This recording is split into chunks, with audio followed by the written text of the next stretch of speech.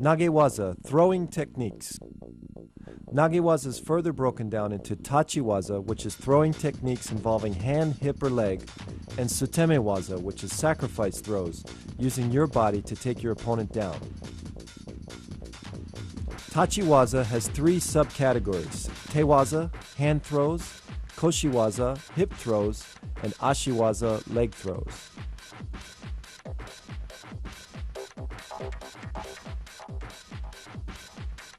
Taotoshi, side body drop.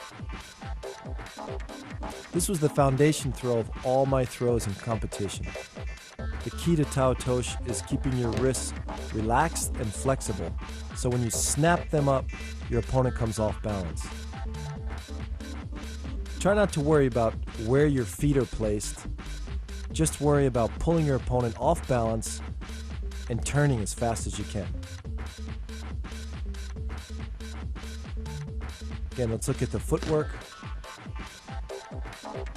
My left foot goes across his ankle and I pull my opponent over my foot. Again, as I set my opponent up, it's important to snap my wrists in order to create that kazushi or off balancing. Then I follow through. Remember, the key to throwing for ippon or full point is to use your whole body, not just your arms or legs, but your whole body committed 100%.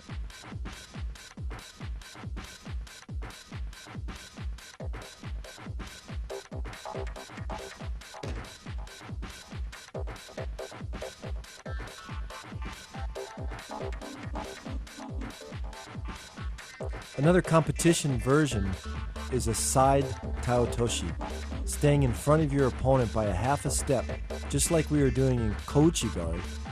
This time I'm just going to step across and throw him with taotoshi.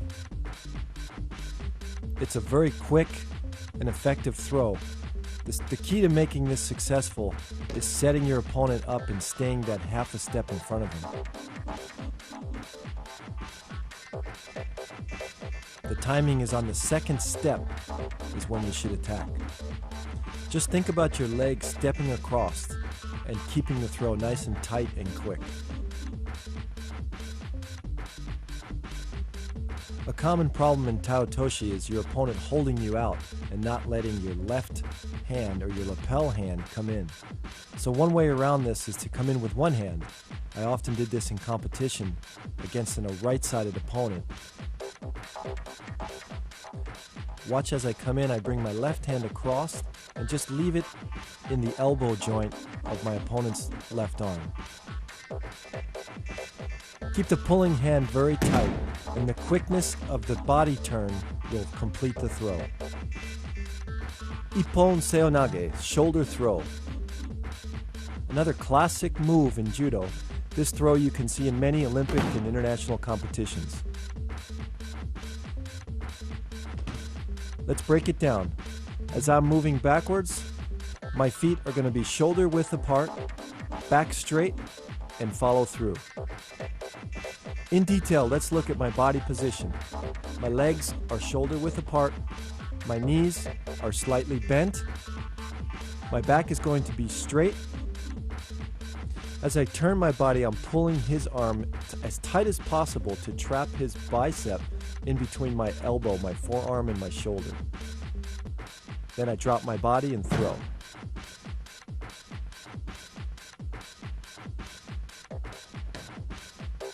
Again, my shoulder should be about the same height as his shoulder. I don't want to drop too low, otherwise his arm's going to come across my neck.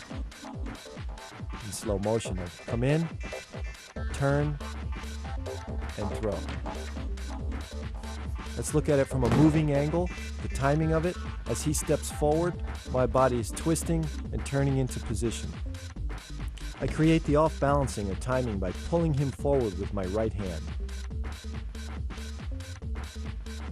Again, the positioning of my legs should be about shoulder width apart.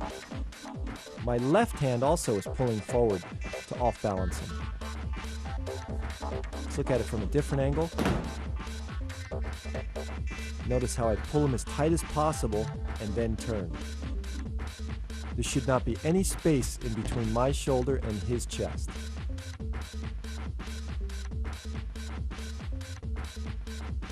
When done with the proper quickness and timing, this throw, Ippon Seonagi, can be very effective, especially against bigger opponents.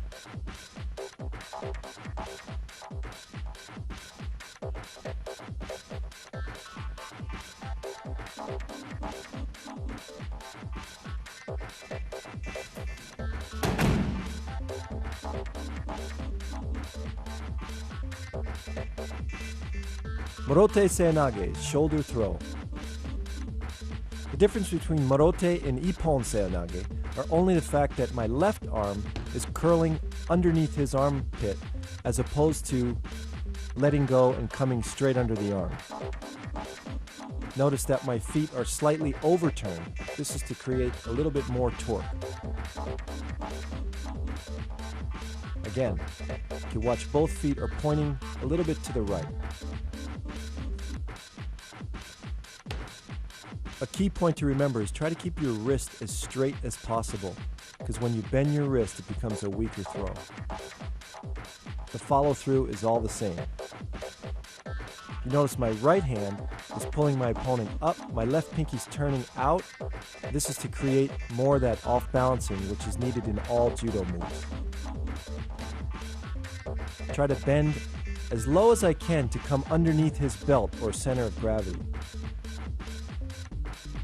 Let's look in slow motion at the timing. Notice my right hand pulling his leg forward. As he steps forward, I twist in for the throw.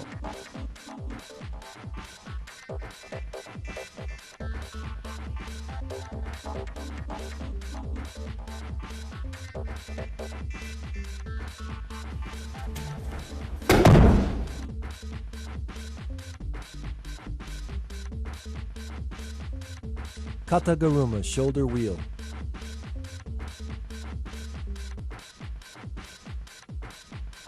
Kataguruma, surprisingly, is a hand technique. And what that means is your hands or wrists basically create the opening or the off-balancing as your body drops underneath. Notice how my hand pulls up, he moves onto his toes, I drop my body underneath and try to lift with my legs, keeping my back straight. Let's look in slow motion.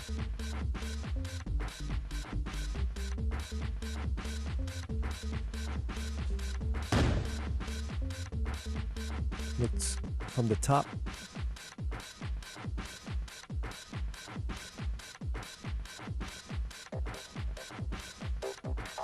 Now let's look at a more competitive version of Kataguruma. I simply duck under his far arm, lifting him onto my shoulders and throwing him back into the rear.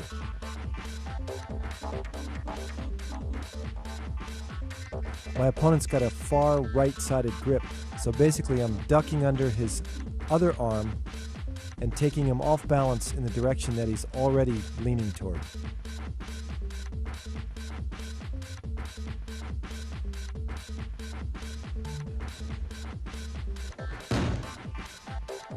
This takes a strong back, but again, you're lifting with your legs and not with your back.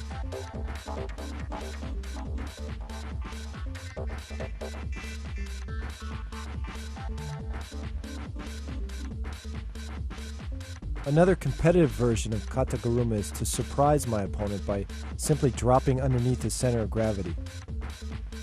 As I follow through, I extend my arm and come into the pin.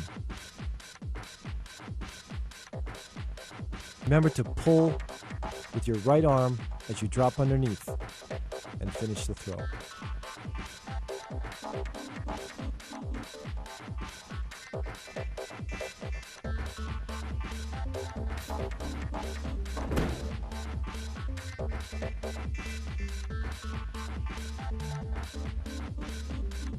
Uki Otoshi, floating drop. A classic throw taught in kata, this throw demonstrates the essence of judo. As my opponent pushes or moves forward, I use his energy and strength against him, dropping my knee and throwing him forward. It's important to control the hikite, or the pulling arm. As I drop, I'm going to pull and whip my opponent across.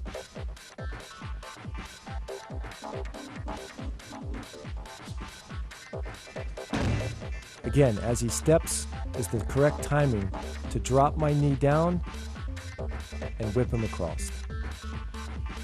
To apply this technique in competition, push your opponent backwards so he reacts and pushes forward. At that moment, turn quickly, thrusting your elbow into his armpit and pulling down with your hikite, or pulling arm.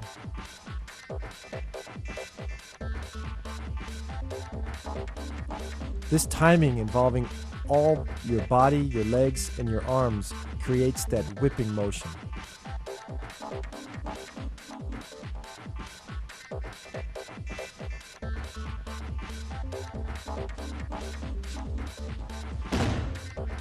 This throw is difficult and uses a lot of timing.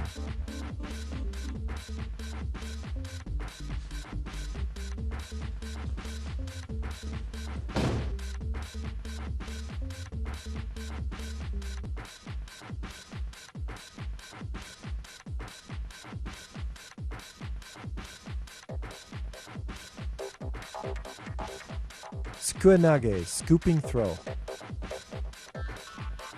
This is often used as a counter to uchimata in competition.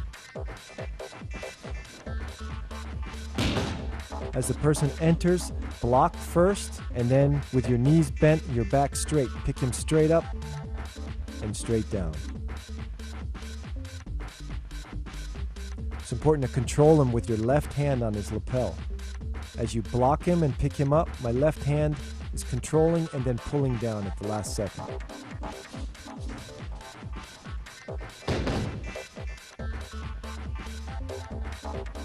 Watch in slow motion.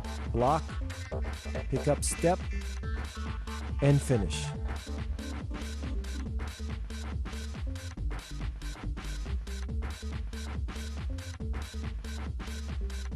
Notice I use my right knee to drive straight up in the air to help lift him.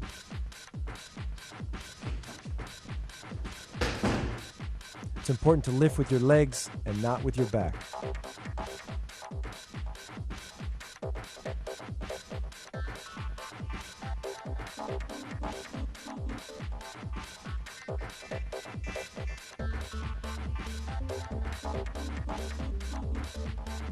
Sumiotoshi, corner drop. Another throw that demonstrates the pure essence of judo. Timing.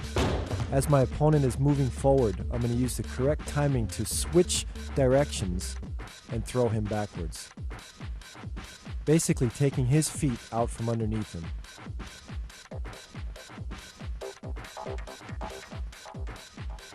This is all done with control of the upper body and my wrists.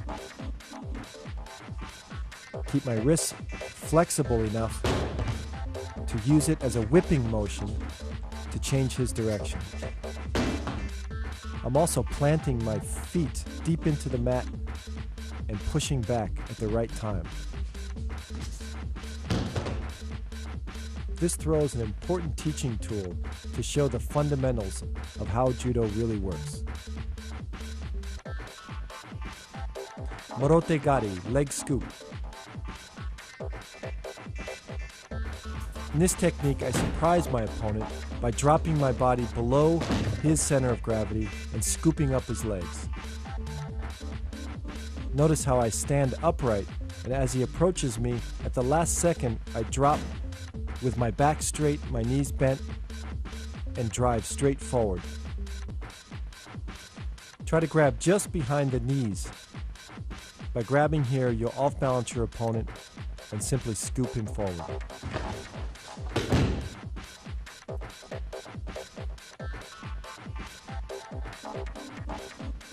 Let's look at it from the top.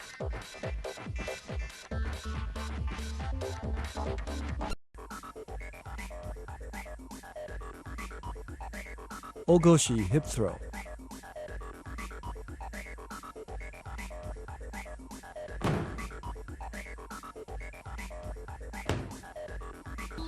one of the first moves we learn as a beginner in judo.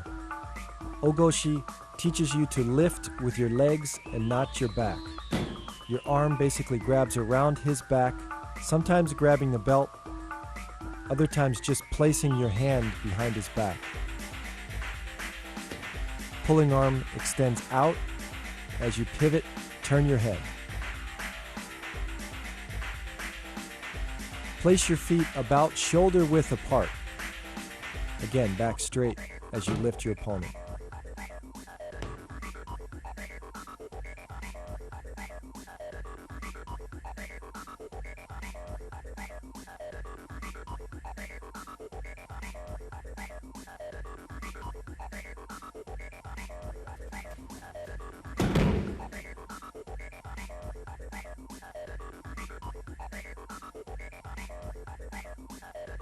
Ukigoshi, floating hip throw.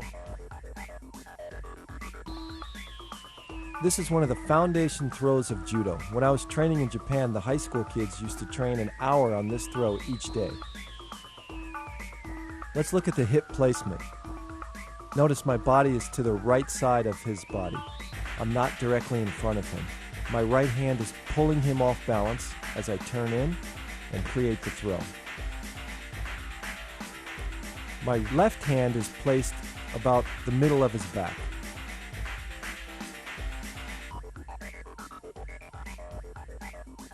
Again, from the front view, you can see that I'm a little bit off to the side.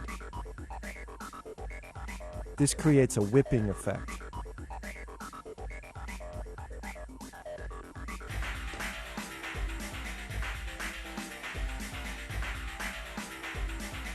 Now let's look at it as I'm moving into the opponent. Okay, I take a deep step with my left, and my right comes back, lifting my opponent as I'm turning. This is pure timing. Now in a different angle as I'm moving back, as his left foot comes forward, that's the time that I turn. Timing is essential in this throw.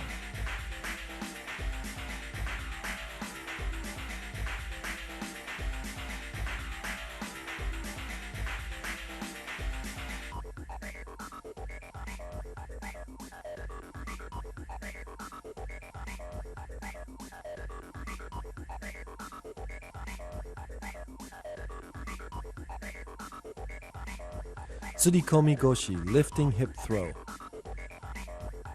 Another classic technique that every beginner should learn first. Most important is my body position. As I pull my opponent off balance using both my left hand and my right hand, again, my feet are shoulder width apart,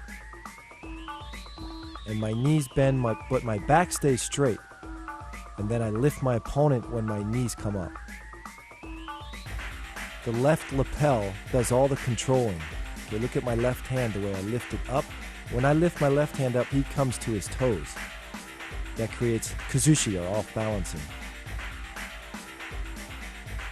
Again, the left hand positioning or the left elbow positioning is against his chest.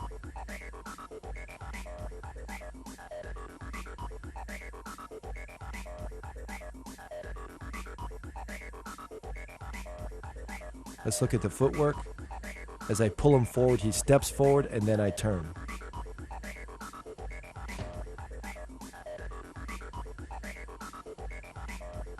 It's sometimes a difficult position to get into, and beginners often feel like they're off balance when they're practicing this move.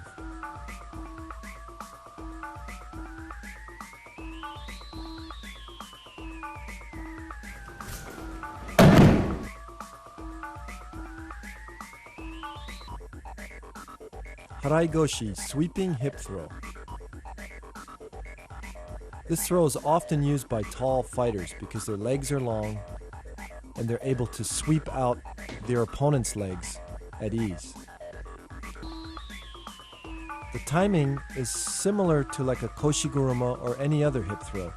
When your opponent steps forward, you turn and kick out your left leg which sweeps out your opponent's legs. Again, the key to all hip throws are really in the off-balancing or the pulling. My right hand is pulling my opponent off balance, and the sweeping leg does nothing more than just follow through for the throw. It's important not to emphasize sweeping your opponent's legs out, but put more emphasis on off-balancing your opponent, letting your leg just be a guide.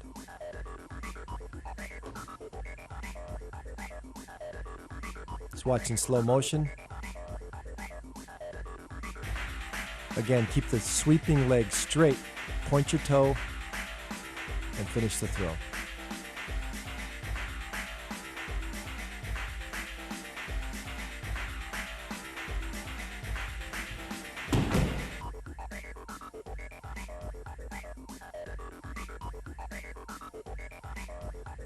Hanegoshi, spring hip throw. Another classic hip throw in Kodokan Judo. Hanegoshi is basically the same as Haraigoshi except for the fact that your left leg is slightly bent. In Haraigoshi, it's fully extended, sweeping both legs out. In Hanegoshi, it's slightly bent and placed on the inner thigh or knee area of your opponent. The steps are the same. As my opponent follows my foot back, I step in and turn.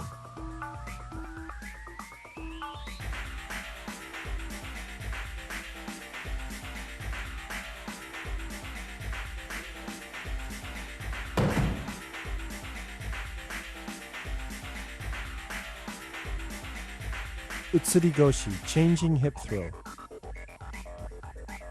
This is a classic counter in judo, where basically I'm replacing his hip with my hip.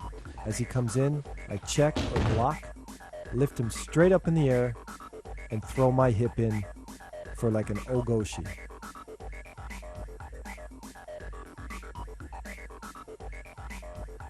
Posture is really important to keep your back straight as he attacks. Use your hip to block, and then bend your knees and throw your hip in.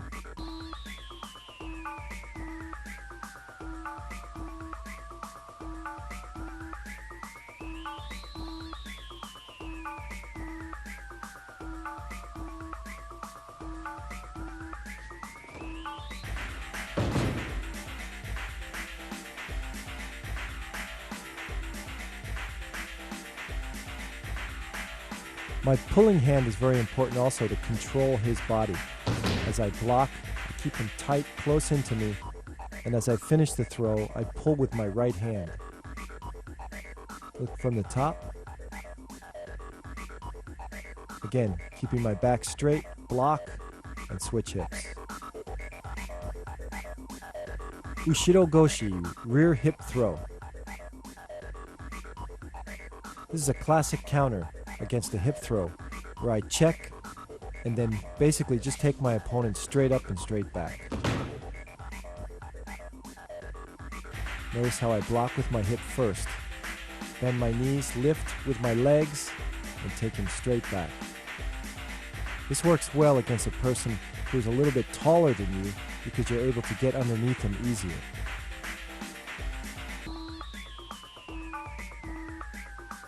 Also control him by keeping his body close to yours and basically bear hugging him until you throw him down.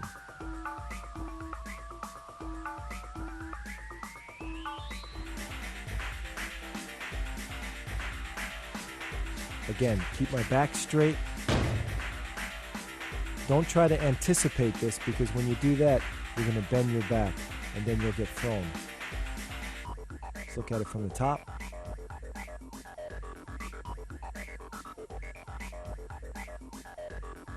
Straight up, straight down. Tsurigoshi, lifting hip throw. The main difference between this throw, Tsurigoshi, and Ogoshi is the fact that I grab his belt. Watch as he comes in, I grab his belt, and then I attack, much like an Ogoshi.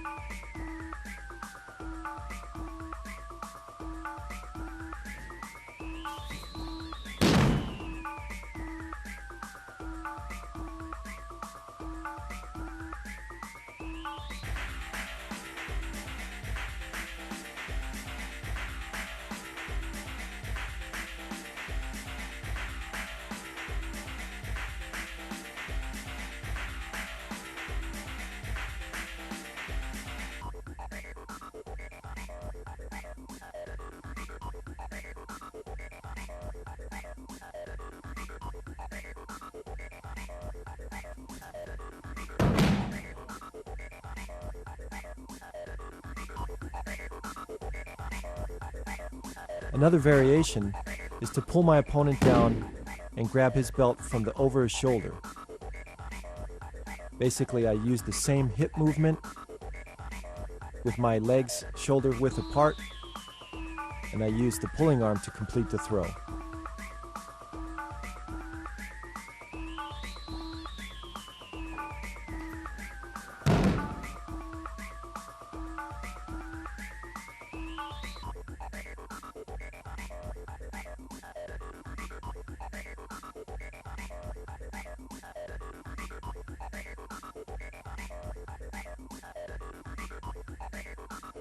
Let's look at it from the overhead.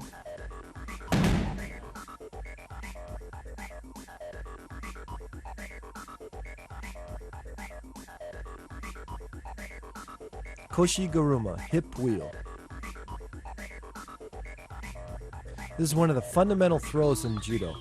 It's important to learn this well because it enhances your other hip throws. Let's look in slow motion. It's important to turn my hip completely and rotate my opponent around. My right hand pulls forward, my left hand comes around the neck and controls the back of the neck, pulling forward. Look at the position of my feet. They're shoulder width apart. My back is straight as I bend my knees. And then basically I lift my knees and lift my opponent off the mat at the same time.